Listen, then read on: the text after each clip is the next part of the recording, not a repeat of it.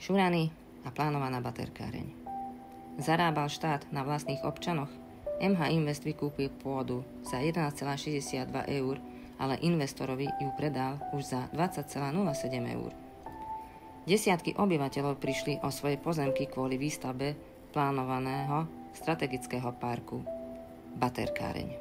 Štát im zaplatil 11,62 eur za meter štvorcový, no ten istý štát ich potom predal investorovi za 20,07 eur za meter štvorcový. Rozdiel? Iba 72% v prospech štátnej firmy.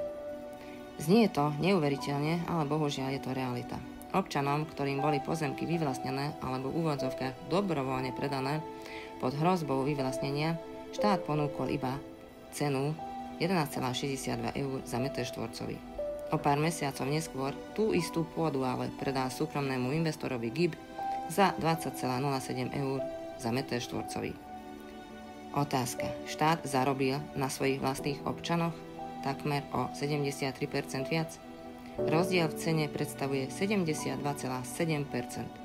Inými slovami, čo občan predal za 11 000 napríklad, štát okamžite posunul ďalej za 20 000 eur. A zisk? 8,45 eur za každý meter štvorcový ostal štátu, nie občanovi, ktorý sa pôdy musel vzdať. Verejný záujem alebo verejný obchod alebo verejný podvod? Pôvodne mal byť projekt vo verejnom záujme v úvodzovkách, ale občania oprávnene kladú otázku. Ak je výkup pozemkov verejná služba, prečo sa z nej stal štátny biznis? MH Invest ako štátna firma zrejme nevykupovala pozemky preto, aby ľuďom pomohla, ale aby ich lacno získala a draho predala? A čo na to zákon a čo s tým teraz občania môžu robiť?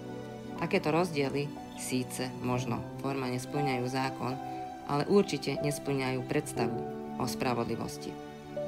Štát si pomohol a občania prišli o svoje pozemky. MH Invest sa správa ako developer, nie ako štátny garant verejného záujmu. Zarobili na tých, ktorých mali chrániť. A to v čase, keď sa hovorí o podpore regiónov a slušnosti v správe verejného majetku.